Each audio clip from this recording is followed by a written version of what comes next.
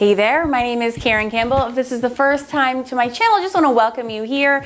I'm a mixed media artist and I teach both drawing tutorials and mixed media tutorials here on YouTube. Today we are going to talk all about the magic of Pitt pens by Faber-Castell. Now, in full transparency, I am not sponsored by this company, but I am probably their biggest fan. And I figured out a very magical way of getting the most out of these markers, and I want to share that with you today. In case you're not familiar, Pitt pens are these, well, they come in a thin and they come in these big, these are called big brush Pitt pens. Just know that the ink inside the thin versions and the fat versions are exactly the same. So if you're sad, you can't get a hold of the big brush ones, no worries, it's exactly the same ink. The really remarkable thing about this product is that they are all filled with India ink. They are waterproof, highly light fast, acid free, and they're permanent. And they're just, you know, they look like an ordinary marker. They have a beautiful big brush nip. That's what these ones are. And it's just, if you imagine for a second, taking like a little bottle of your favorite waterproof ink and somehow siphoning it into this magical brush nibbed marker, that's essentially exactly what you have. In today's video, I want to talk about how I paint with these. The way that I use them is so super easy, and it all has to do with this sealant that I put on my paintings before I start painting with my Pitt pen. Right now I'm starting off in the ugly stage. I'm really starting right at the beginning of my painting process.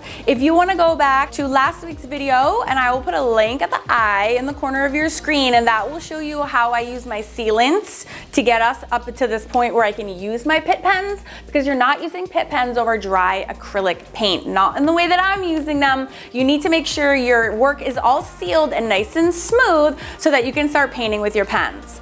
And if you're lost, don't be. I have this Hamburger PDF for you as a download if you're interested. Just let me know in the comment section below. But basically, this is layer 5 of my Hamburger system that I was referencing earlier. And this is exactly halfway through the project when I'm starting with this painting of the Pitt pen process. And it's after, like I just said, it's after the Mod Podge goes on. So that's exactly right where we're picking up at this video, is we're gonna put down the Mod Podge first, as you can clearly see. And then we are starting right in with the painting process as soon as this layer dries. Now I'm using matte Mod Podge here, but there's actually quite a number of sealants that you can use that are acceptable for this. And I went over all 8 options in last week's YouTube video. And again, I will put the links to all the Hamburger series in the description box and in the comment section below, so you can take your time and get caught up at any time. But let's just, for the sake of this video, we're just focusing on the painting using the Pitt pens and all the blending that you can do. It's really, really quite extraordinary how much you can get out of this little marker.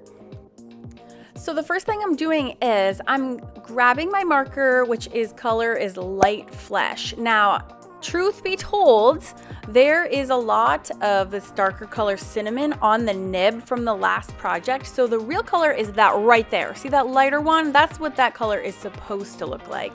I just had some residue from the other marker on there. That's why it came out so dark. So I am just using the side of my brush to scribble on some color, and then I'm taking my finger and I am blending it in. And I'm going to slow it down for a second so you can see what that looks like in real time. Actually, I lied. I'm going to go to slow-mo so you can really understand exactly what I'm doing. I'm using the side of my brush and I'm just laying down a little bit of color.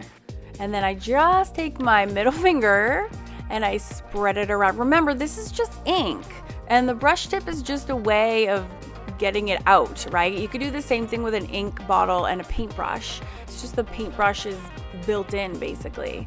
So, and you can do this for any part of your painting. So my painting was half done before, and I was using a mixture of acrylics and gelatos, and you can see that in the previous videos. Again, links will all be below.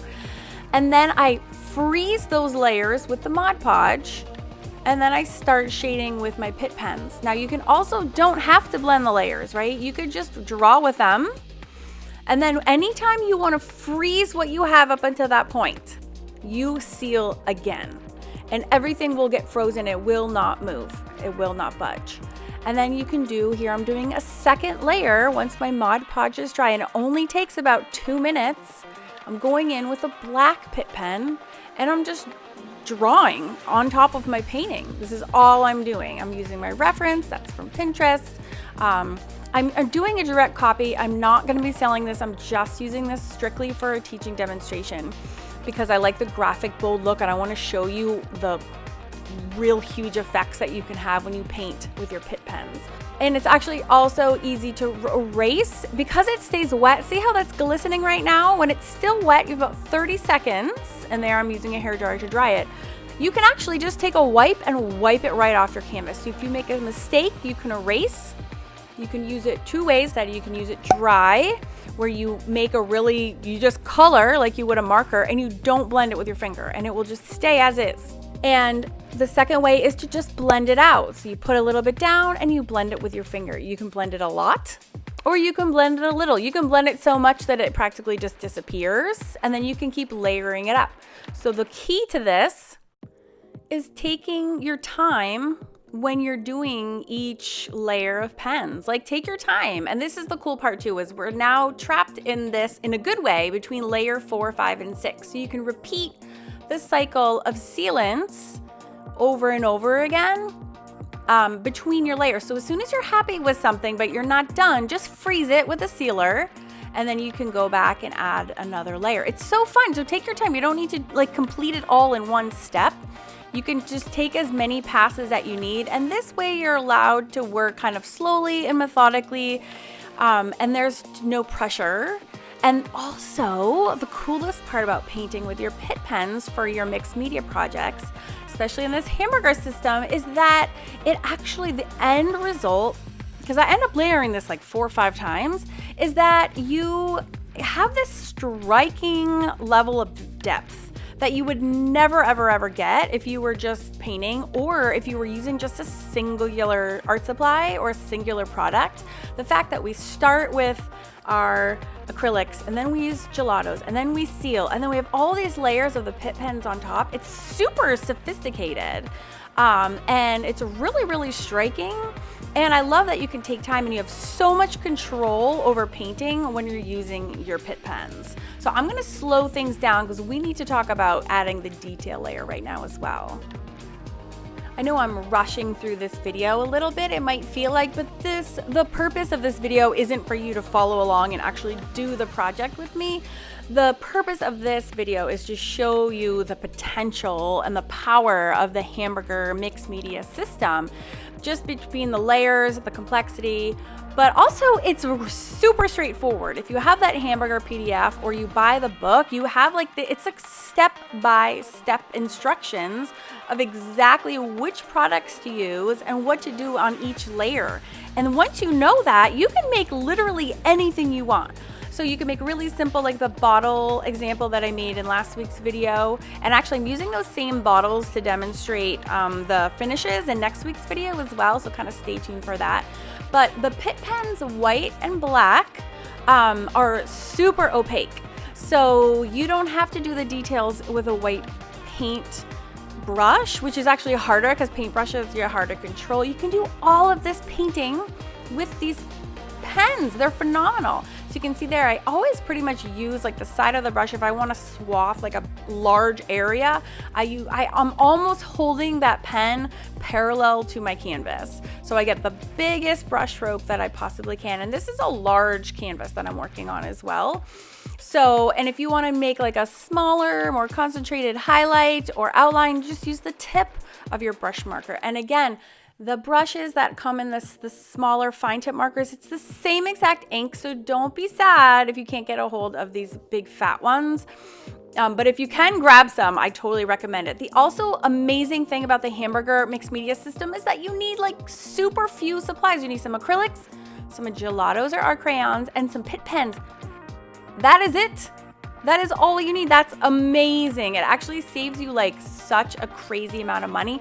And look at this, I'm doing another layer of sealer. So I think I ended up doing 4. And again, just rotating between layers. 4 sealer, 5 Pitt pens, 6 sealer, over and over and over again until it's all built up how I want it.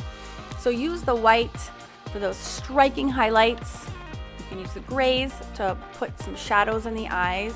And if you're interested in really digging in and learning more and doing step-by-step projects like this one, as complex as this is, you will have to join my Mixed Media Society over at Awesome Art School. It is packed with real-time, really, you know, from easy to complex projects just like this one, and you get to work with me personally, which is really, really cool. So I invite you to go over to awesomeartschool.com and check out the Mixed Media Society. It's just like a membership, but you have access to all of my premium content bundled into a super low monthly fee. So just gonna give you a heads up. And Patreon members at certain tiers actually get access to that for free. So if you've been on the fence, you can look at the rates working through Patreon. It supports me and able to get throughout the more content for you guys. And then also you get amazing perks like discounts on all my books and access to my most premium content. So it's like a win-win for everybody. So here she is all done from the ugly stage all the way to the shiny varnished stage. I usually use a matte sealer, but today I wanted to try a glossy finish. So after doing 8 tests on 8 different canvases, I decided that this one is my favorite. If you want to learn more, then stay tuned for next week's video, because that's all about finishes and varnishes, which is a totally separate layer than the sealants. So make sure you subscribe and return back to my channel so you can learn all about those. And that's video 8, the last video of the Mixed Media Hamburger series. If you want to go ahead and binge watch some more fun videos, I'm gonna put a link here to some of my top mixed media girls and a link here to my top mixed media animal projects that I've done. And have a great Christmas.